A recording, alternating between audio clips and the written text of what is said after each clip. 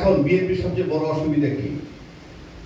NCP কে স্বীকৃতি দেয়। NCP কেন বলছি? তখন তারা ছাত্র ছিল, আন্দোলন যখন করছে, তাদেরকে স্বীকৃতি দেওয়া হয় যে জুলাই নেতৃত্ব তারা দিছে, তাহলে বিএনপির লোকসান হয়।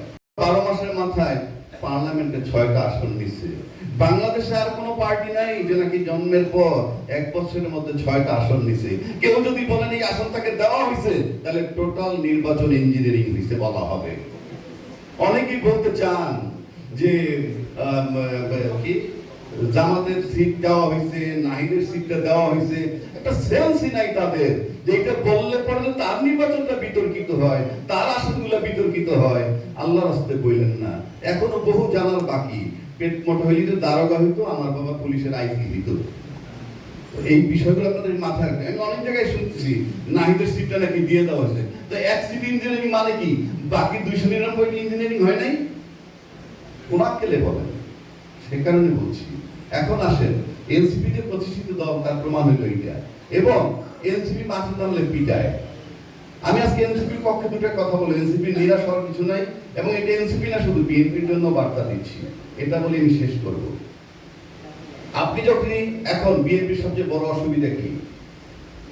এনসিপি কে স্বীকৃতি দেয়। এনসিপি কেন বলছি? তখন তারা ছাত্র ছিল, আন্দোলন যখন করছে, তাদেরকে স্বীকৃতি দেওয়া হয় যে জুলাই নেতৃত্ব তারা দিছে, তাহলে বিএনপির লোকসান হয়।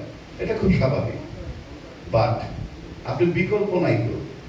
আপনি যে জুলাইকে স্বীকৃতি দিতে হয় সেটার প্রমাণ হলো এই যে আপনাদের দায়িত্বশীল ব্যক্তি বলেছেন, আমরা যদি নির্বাচনে না যেতাম, আমাদের নেতা যদি লন্ডনে না থাকতেন, তাইলে পরে আমরা এই জুলাই বাস্তবায়ন করতে পারতাম না। যে তারা বাইরে থেকে জুলাইটাকে করেছে। ভালো কথা। তার মানে কি? জুলাইতে করেছে এটা বললে ক্রেডিট হয়, কৃতিত্ব হয়, এইটা তারা বুঝছেন। আর বুঝছেন বলে এটা কিনতে চান। কিন্তু সোশ্যাল মিডিয়া কিন্তু চালু, ডিজিটাল ওয়ার্ল্ড চালু, দেশবাসী জানে কে করেছে। ওই সময় যারা বিএনপি ঢাকার যে দায়িত্বশীল অংশ ছিলেন, তারা এখানে বসে বসে বলেছেন যে এই আন্দোলনের সাথে আমরা নাই। তাই বলে কি বিএনপি আন্দোলন করেন? অফকোর্স করেছে। বিএনপি থেকে যারা আন্দোলনে গেছে তারা স্বতঃস্ফূর্তভাবে গেছে, দলীয় নেতৃত্বে নয়। কাজেই কারণ এগুলো মানুষকে টাচ করেছে। এখন যদি এনসিপি কে কৃতিত্ব দেওয়া হয় জুলাই, তাহলে বিএনপির লোকসান হয়। কিন্তু যেভাবে আবার কৃতিত্ব না দিয়ে নিজেরা নিতে চাচ্ছে, তাদের লোকসান হবে ডাবল। কারণ সারা দেশ সবকিছু জানে। এটা গেল একদিক।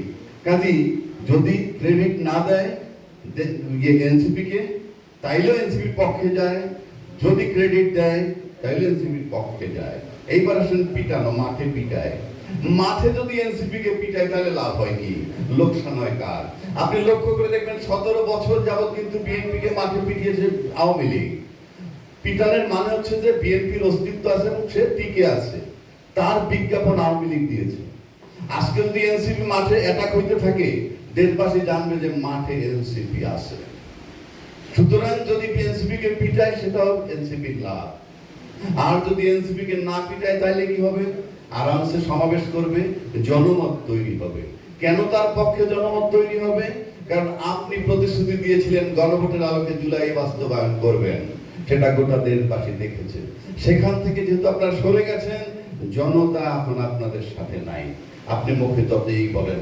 আর নাই বলেই 2/3 মেজরিটি পাওয়ার পরেও এরকম একটা ছোকরাদের দল মাত্র 6টা সিট পাইছে, তাদেরকে এত একটা করতে হবে কেন? এখানেই আপনাদের ভয়ের কারণ।